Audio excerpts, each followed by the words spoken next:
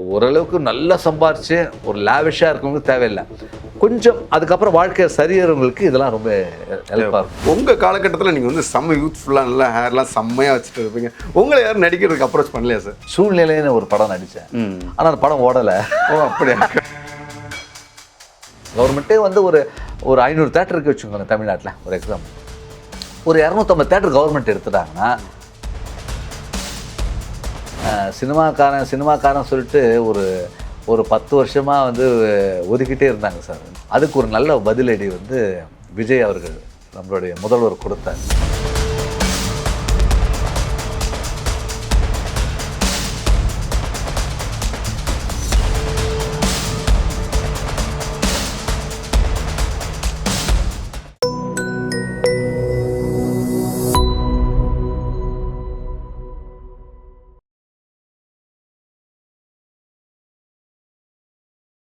இப்போ IPRஸ்னு இருக்குங்க, அந்த ராயல்ட்டி இருக்குங்க. அதில் 33% வந்து கம்போசர், 33% வந்து ஆத்தர், பாடல் எழுதுனாங்க, 33% வந்து ப்ரொடியூசர் இல்லை பப்ளிஷர்.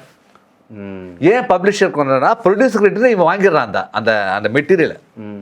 ஸோ இங்கே இவர் ப்ரொடியூசர் ஆயிடுறான், இந்த இடத்துல இவங்க ப்ரொடியூசர் ஆயிடுறாங்க. ஸோ அதனால் வந்துட்டுருக்கு. ஆனால் அது ப்ரொடியூசருக்கு வரலன்னு சொல்கிற காரணம் என்ன, இவங்க வித்துடுறாங்க. ஒரு வீடையே வித்துட்டா அப்புறம் நம்ம அது உரிமை கோர முடியாதுல்ல. இதுதான் இது வந்து ஓரளவுக்கு இப்போ புரிஞ்சிடுச்சு.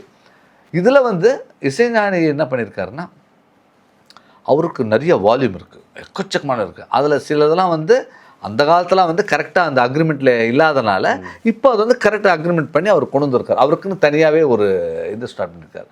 அது வந்து கேட்குறது ரொம்ப ரொம்ப நல்ல விஷயந்தான். அதனால் இனிமேல் வர இசையமைப்பாளருக்கும் அது ஒரு மிகப்பெரிய ஒரு நல்லதாக தான் இருக்கும். அது மட்டும் இல்லை, அவர் இசைஞானி கூட வந்து கோயில் கச்சேரி பாடுறதுக்கு லைட் மியூசிக்லாம் எதுவும் கேட்கல. அது நீ வியாபாரமாக நீ எங்கே யூஸ் பண்ணுறியோ அங்கே தான் கேட்குறேன். அது வியாபாரமாக, அது ஃப்ளைட்டில் போகும்போது அது ஃப்ளைட்டுக்கு டிக்கெட் வாங்குற, அப்போ இந்த மியூசிக் சேர்த்து தானே வாங்குற, அதில் ராயல்ட்டி கொடு. ஓகேங்களா?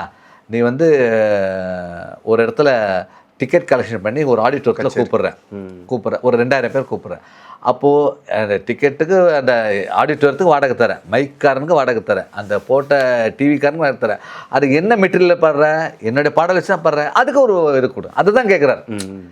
அதே கோயில் கச்சேரி நடக்குது, அங்கே கேட்கல அவர், அதெல்லாம் கேட்கல. அது ஒரு சாதாரண பர்த்டே ஃபங்க்ஷன் இருக்குது, அங்கெல்லாம் கேட்கல. நீ என்னைக்கு வியாபாரமாக ஒரு பப்ளிக்கிட்ட வந்து என்னைக்கு நீ பணம் வாங்குறியோ, நீ எதுக்கு எல்லாம் சேர்த்து தான் வாங்குற, அதில் எனக்கு ஒரு கமிஷன் கொடு, எனக்கு ஒரு பார்ட்டு கொடுன்னு தான் கேட்குறேன். அது நியாயமானது. அது சில பேர் புரிஞ்சிக்காம தான் அது பண்ணுறாங்க சார்.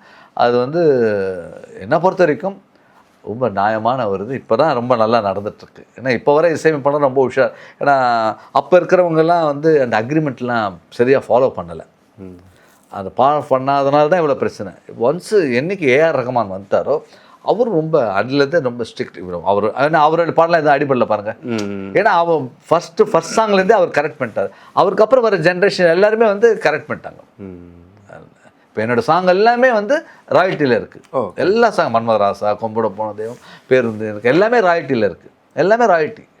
அதெல்லாம் அந்த மாதிரி இனிமேல் பண்ணுறவங்களுக்குலாம் அது ராயல்ட்டியில் தான் இருக்கும். இருந்தால் தான் அப்படி இருக்கிறதுனால உங்களுக்கும் சேஃப்டி. ஆமாம், எங்களுக்கு அது ஒரு வருமானமாக ஈட்டும். அது எத்தனை வியூவர்ஸ், எத்தனை கேட்குறாங்களோ, எத்தனை கச்சேரியில் பாடுறாங்களோ, இதெல்லாம் என்னென்ன பாடலோ அவங்கவுங்களுக்கு போய் சேரும். ஸோ அது வந்து ஒரு கவர்மெண்ட்டு வேலை பண்ணுறவங்க இருக்காங்கல்ல, அரசு ஊழியர்கள், அவங்களுடைய ரிட்டைர்மெண்ட்டுக்கு அப்புறம் ஒரு பணம் வரும் தெரியுமா, மாதமான ஒரு பணம் வரும். அதை வச்சு நாங்கள் வாழ்க்கை ஓட்டணும்ல. அந்த மாதிரி ஓரளவுக்கு நல்லா சம்பாரிச்சு ஒரு லேவிஷாக இருக்கவங்களுக்கு தேவையில்லை, கொஞ்சம் அதுக்கப்புறம் வாழ்க்கை சரியறவங்களுக்கு இதெல்லாம் ரொம்ப ஹெல்ப்பாக இருக்கும். இது அவங்களுக்கு அந்த லைம் லைட் இல்லை, அவங்களுக்கு வயசாகிடுச்சுன்னா கூட இதனுடைய பணம் வந்து ஈட்டி அந்த குடும்பம் வந்து இதை சார்ந்து வாழ்ந்துட்டுருக்கும். ஸோ இப்போ என்னென்னா, இளையராஜா சாரை பொறுத்த வரைக்கும் அவர் அந்த ராயல்ட்டி வாங்கினா கூட அந்த கலைஞர்களுக்காக, அதாவது நான் தலைவராக இருக்கும்பொழுது எங்களுக்கு வந்து மிகப்பெரிய சப்போர்ட் பண்ணி அதில் வரக்கூடிய வருமானத்தை அதில் ஒரு பகுதி எங்களுக்கு வந்து பில்டிங்லாம் கட்டித்தரேன்னு ரொம்ப அழகாக சொன்னார். அவர் வந்து செய்யக்கூடிய மனிதர். அதனால் அவர் வந்து தனக்காக மட்டும் கேட்கல, நலிந்த இசைக்கலைஞருக்காக தான் அவர் கேட்டார். அது கண்டிப்பாக நிறைவேற்றுவார். அவ்வளோ பெரிய இடத்துல இருந்துட்டு நம்ம இதை செய்யும் போது மற்றவங்களுக்கும் அது ப்ராப்பராக போகுங்கிறது தான். ப்ராப்பராக போகுங்கிறது தான். சரி சார், ஒரு ஃபன்னான ஒரு கொஸ்டின் கேட்கணுன்னா உங்ககிட்ட வந்துட்டு, இப்போ உள்ள நிறைய இசையமைப்பாளர்கள் வந்து நடிக்க ஆரம்பிச்சிட்டாங்க. நிறைய பேர் நடிச்சுட்டு இசையமைச்சிட்டு மாற்றி மாற்றி பண்ணுறாங்க. உங்கள் காலகட்டத்தில் நீங்கள் வந்து செம்ம யூத்ஃபுல்லாக நல்லா ஹேர்லாம் செம்மையாக வச்சுட்டு இருப்பீங்க. உங்களை யாரும் நடிக்கிறதுக்கு அப்ரோச் பண்ணலையா சார்? இல்லை, நிறைய பேர் வந்து வில்லனாக நடிக்க கூப்பிட்டாங்க. அப்புறம் நானே போல, எனக்கு நடிப்பு சரியாக வரலன்னு நினைக்கிறேன். அதனால் எனக்கு அதை இல்லை சார், உங்கள் புருவம், ஹேர் ஸ்டைல் எல்லாம், ஹைட்டு எல்லாமே செம்ம ஆஜானுபாகம் இருக்கீங்களே சார். ஏன் சார் ட்ரை பண்ணல? அதான் ட்ரை பண்ணலாம். ஒரு படம் நடித்தேன், சூழ்நிலைன்னு ஒரு படம் நடித்தேன். ஆனால் அந்த படம் ஓடலை. ஓ அப்படியா? அதுக்கப்புறம் நம்ம நடிப்பு வேணாப்பா இருக்கேன். இப்போ கூட கேட்டுட்ருக்காங்க, மைண்டு மாறினாலும் நடித்தாலும் நடிப்பேன் நான். இப்போ உள்ள இசை வந்துட்டு இப்போ உள்ள யங்ஸ்டர்ஸ்க்கு பிடிக்குது. ஆனால் அந்த காலத்தில் உள்ள இசை வந்துட்டு அதோடைய லாங்கிட்டிவிட்டின்னு சொல்லுவாங்களே சார், ஒரு பாட்டோடைய காலம், அதை நீடிக்கிற காலம். இப்போ ஒரு பாட்டுக்கு அந்த காலத்தில் உள்ள பாட்டு கேட்டால் ஒரு மார்ச் மாதம் ரிலீஸ் ஆயிருக்குன்னா அது அந்த வருஷம் ஃபுல்லாக ஓடுங்கிற மாதிரியான. ஆனால் இதோடைய லாங்கிட்டிவிட்டி ரொம்ப கம்மியாக இருக்கும் சார் இப்போ உள்ள வர பாடல்.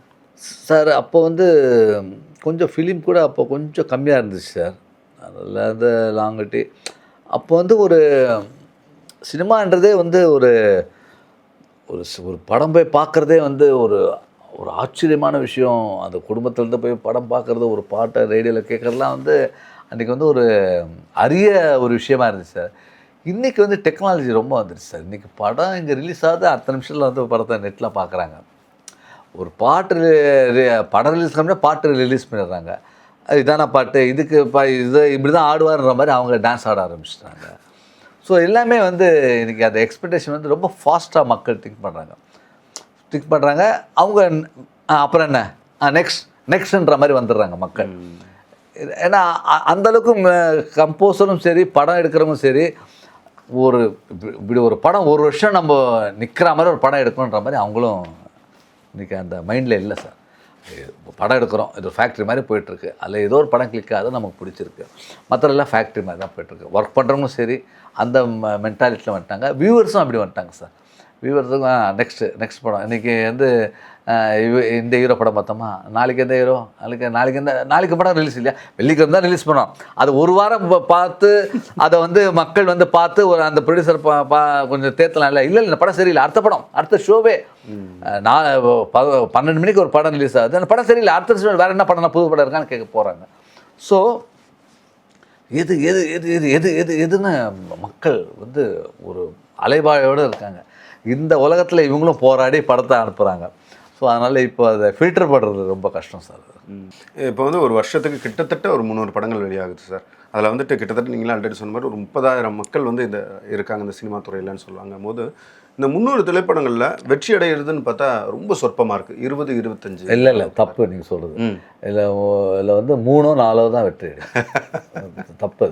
அது வந்து 5% தான் சார். 95% வந்து படம் லாஸ். அது என்ன காரணம் சார்?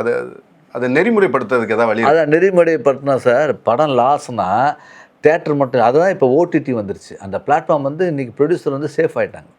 ஆனால் இப்போ திருப்பி அதில் பிரச்சனை வந்திருக்குன்றாங்க சார். முன்ன மாதிரி அவங்க கண்ட்ரோலில் போகுது, ஓடிடி கண்ட்ரோலுக்கு போகுது, அவங்க டேட் ஃபிக்ஸ் பண்ணுறாங்க. ஆமாம், அவங்க வந்து ஒரு வாரத்திலேயே வேணும், 14 நாளில் வேணும், இப்படிங்கிற மாதிரிலாம் டிமாண்ட்ஸ் வைக்கிறதா சார்? அது டிமாண்ட் வைக்கிறதுனால இப்போது கொஞ்சம் சேஃபாக இருந்தாங்க. இப்போ திரும்பி வந்து அவங்க பேட்டர்னை மாற்றுறாங்க. இந்த டிஸ்ட்ரிபியூட்டரும் மற்ற இவங்க ப்ரொடியூசர்ஸும் சேர்ந்து இப்போ வந்து அந்த பேட்டர்ன் தேட்டருக்கு வந்து புல் பண்ணணும், தேட்டருக்கு வந்து புல் பண்ணி உட்கார வச்சு பார்க்கணுங்க. தவிர்த்து என்னென்னா மோஸ்ட்லி தேட்டருக்கு புல் பண்ணி உட்கார வச்சு பார்க்கணுன்னா தேட்டரில் ஓடிடியில் பார்க்கும்போது 100 முடிஞ்சிடுது மக்களுக்கு, ஒரு குடும்பத்துக்கு. தேட்டரில் வந்து பார்க்கும்போது 2000-3000 தேவைப்படுது. சாலிடாக தேவைப்படுது.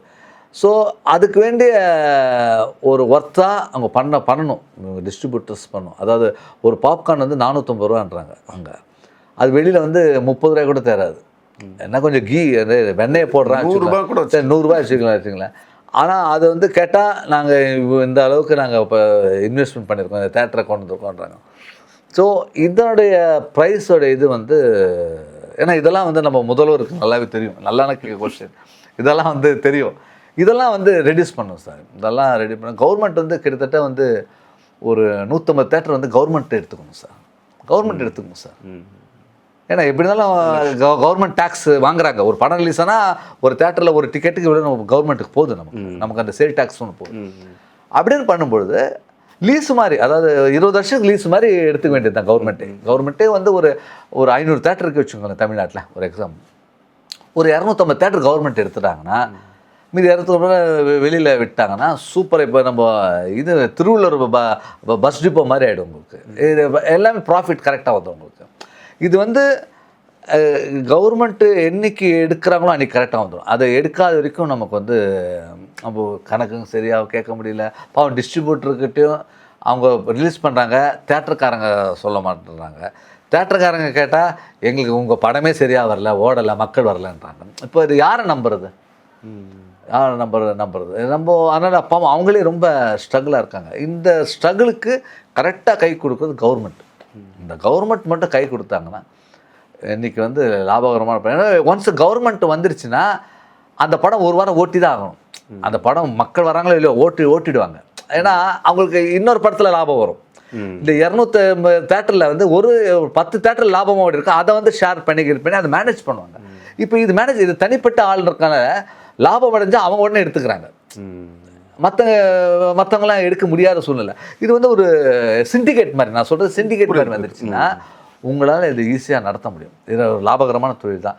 இந்த டிரான்ஸ்போர்ட் மாதிரி, மற்றபடி வேறு என்னென்ன இருக்குது, டிரான்ஸ்போர்ட் இருக்குது, எலக்ட்ரிசிட்டி இருக்குது, இதெல்லாம் வந்து எப்படி நம்ம அட்டவணையோடு வருது அந்த மாதிரி வந்து பண்ணிவிட்டு நீங்கள் வந்து வாரத்துக்கு 4 படம் ரிலீஸ்னு கவர்மெண்ட்டே வந்து ரிலீஸ் பண்ணிட்டாங்கன்னா இந்த பெரிய ஹீரோ படம் அந்த ஹீரோ படம்லாம் உங்களுக்கு அந்த இதுவே வராது. படம் பாட்டில் வாரத்துக்கு 4 படம் ரிலீஸ் ஆகும். மாதத்துக்கு வந்து 28 படம் இது ரிலீஸ் ஆகும். 20 படம் 25 படம் ரிலீஸ் ஆகும். ஓகேங்களா? அப்படி வந்தால் வருஷத்துக்கு எவ்வளோ வருது பாருங்கள். கரெக்டாக வந்து உங்களுக்கு வந்து 200 240 படம் க்ளீனாக வந்துடும். லாபம் வந்து கரெக்டாக சரிபாதியாக வரும். இது அந்த சிண்டிகேட் பண்ணுறது தான் இன்றைக்கி விஷயமா இருக்குது. அது வந்து பண்ணணும் சார். அது டிஜிட்டலைஸ்டாக ஆக்கணும்ல சார்? ஏன்னா அந்த வருமானம் தியேட்டருக்கு வர்ற வருமானம் வந்துட்டு ஒரு தயாரிப்பாளர்களுக்கு தெரியறதில்ல. இந்த மாதிரியான விஷயங்கள் இல்லை இப்போது கவர்மெண்ட்டுக்கு இனிமேல் தெரியாமல் இருக்காது. ஏன்னா ஒன்ஸ் அவன் டிக்கெட் செல் பண்ணணும், அவங்களோட சேல் டேக்ஸ் இருக்குது.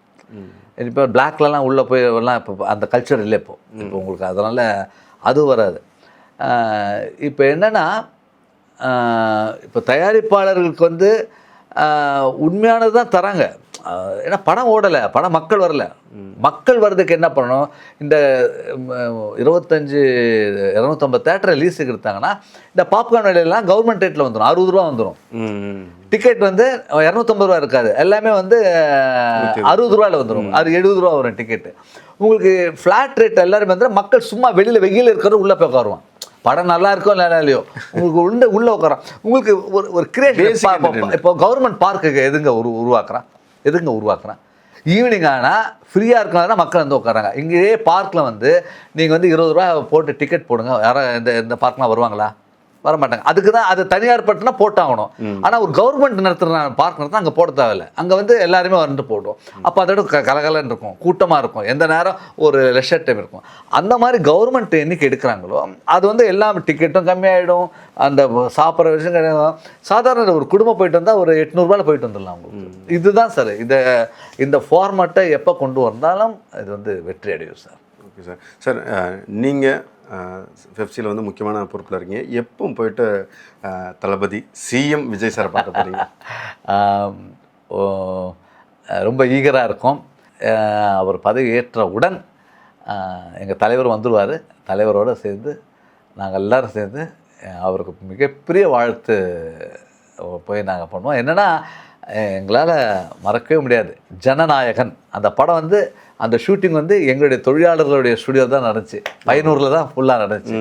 ஸோ அதுக்கும் ஒரு வாழ்த்து தெரிவித்து நம்மளோட முதல்வரையும் பார்த்து நிறைய கோரிக்கைகள்லாம் இருக்குது, சினிமாவை சம்மந்தப்பட்ட கோரிக்கைலாம் இருக்குது, அதெல்லாம் கொடுத்து கண்டிப்பாக ரொம்ப ஒரு திருப்தியாக இருக்குது. என்னென்னா சினிமாக்காரன் சொல்லிட்டு ஒரு 10 வருஷமாக வந்து ஒதுக்கிட்டே இருந்தாங்க சார் இந்த அரசியல்வாதிங்க.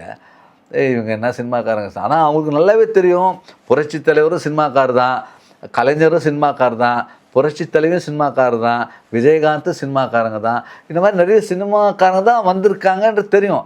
ஆனாலும் அவங்களுக்கு வந்து ஒரு என்னவோ ஒரு மனசில் இவங்களுக்கு என்ன சினிமாக்காரங்க, அதுக்கு ஒரு நல்ல பதிலடி வந்து விஜய் அவர்கள் நம்மளுடைய முதல்வர் கொடுத்தாரு. இனிமேல் அரசியல்வாதிகளுக்கு புரிஞ்சுக்கணும், சினிமா என்பது சாதாரணமாக நீங்களும் நினைக்காதீங்க. சினிமான்றது மக்களுக்கு பிடித்த ஒரு விஷயம். அதனால தான் மக்களுக்கு பிடித்த ஒரு தலைவரை தேர்ந்தெடுத்திருக்காங்க. என்னுடைய வாழ்த்துக்களை தெரிவிச்சுக்கிறேன்.